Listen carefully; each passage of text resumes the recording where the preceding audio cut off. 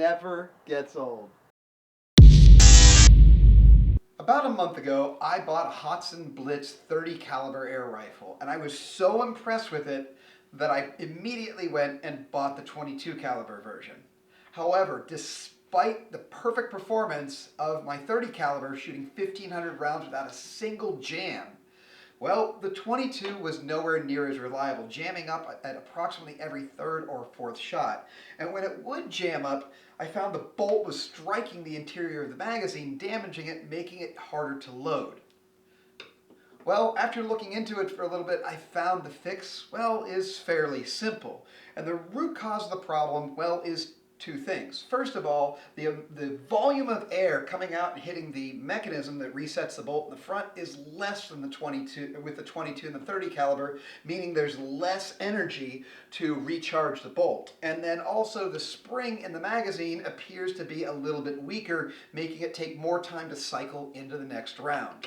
Well, both of these problems are fairly simple to fix. So before we get into this, the very first thing we're going to have to do is take this gun outside, aim it in a safe direction with no magazine in it, and dry fire it at least once to make sure there's nothing in here, so that when we're working on it, we're absolutely certain it's safe. All right, no magazine in it. Close the bolt, safety off.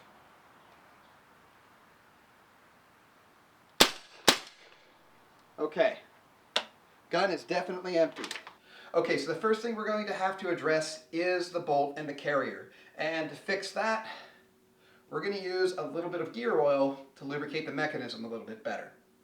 Okay, so the first thing we're going to do is pull the bolt back and lock it in position so that it exposes the areas we need to lubricate. Now I find that rather than using the big gear oil bottle, I like these little lubricators because I can get in. Back here in the back of the air gun, you're going to see a slider, and that slider is an arm that comes from the front of the barrel all the way back, and that's what actually resets the bolt. And you'll find that that has a fair amount of drag, so all you've got to do is take a little bit of gear oil and stick it all the way back here and drip it into that area. Now you don't want to soak it. I mean, Hatsan is very clear about not over lubricating the gun. So make sure you use it sparingly, close it, and then cycle the bolt a couple of times. And that should work it in. The other area is this area right here where the bolt comes out. So to lubricate that, again, we're going to keep this pulled back, and we're going to add some oil right there to this area where it's going to slide. Again, we're going to cycle the bolt a couple of times. Okay, let's see if we can get a little bit more in there.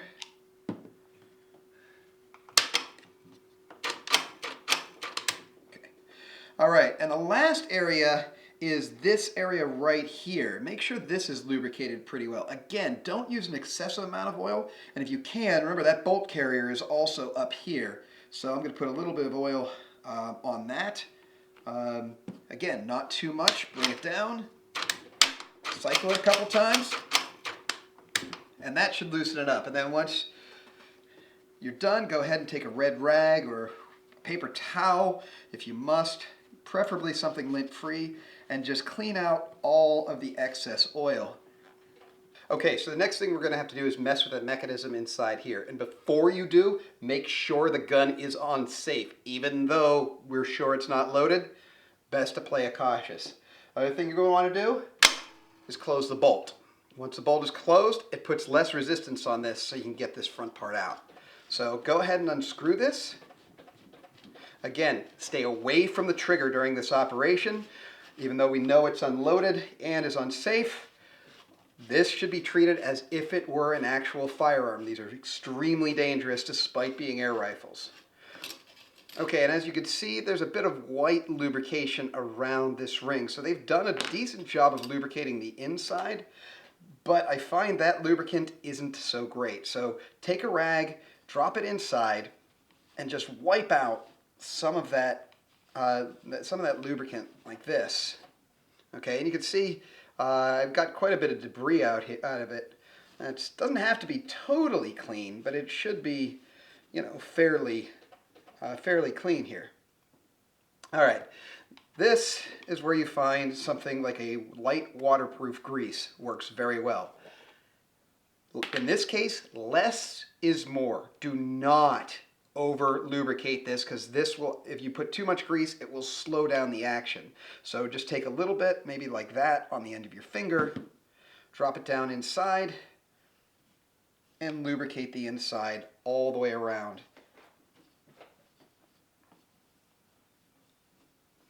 Like this. And as you can see, I'm working it up and down. Now, once done, go ahead and again cycle your bolt. And when you do, you'll feel very, very little resistance on it. It should feel like it should just feel free with no resistance at all. If not, there's something else inside there jamming it. Okay, now we're going to slide it all the way back forward. And now we're going to give it one more wipe. And as you can see, my finger isn't heavily covered in grease. That's because I have a very thin coat inside. And now we can go ahead and reassemble. So we'll just put the spring back in and put the end on like that. And go ahead and screw it back together. All right, repairing our magazine requires a hand drill and a very small bit. This is a 16th inch drill bit. That I find to be the right size. And a simple Phillips head screwdriver. So go ahead and open your magazine so it's open like that, and then remove the Phillips head screw on the back side.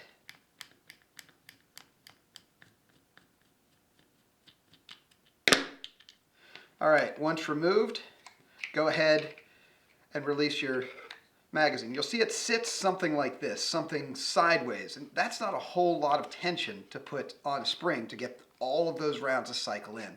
So we're just going to remove this completely, leaving the spring inside. Now if you do what I did, where the spring comes out completely, there's a little hole lining up with this part of the mechanism, and that part of the spring just goes right inside that hole. So in case you lose it, it's pretty easy to find the position. Now if you look at the magazine here, you'll see a very small hole drilled there. This is where the other end of the spring catches. Well, to wind it tighter, we're going to put a hole about the same distance away on the opposite side of the magazine.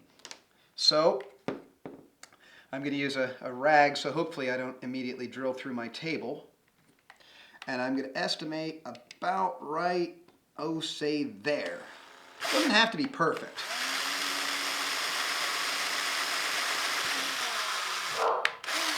And we're going to drill right through. Now, this part of the spring here, this little hook part, is going to go through our newly made hole. And this can take a little bit of doing, but you can usually see in by tilting the mechanism to the side. All right, and once it grabs, you should be able to see it through the back. Now, if you aren't able to see it through the back, it didn't grab. So let's make sure it goes through and grabs that notch. All right, and then push it in tight, and now begin to wind it. Once it hits this stop, the spring has a fair amount of tension on it, and just lift up gently, turn it over to the next area, and then close the lid so it doesn't move. Now you can go ahead and reassemble. Put the nut on the back and start tightening. Okay, so we're all repaired. Let's see how she fires. Bolt closed, safety off.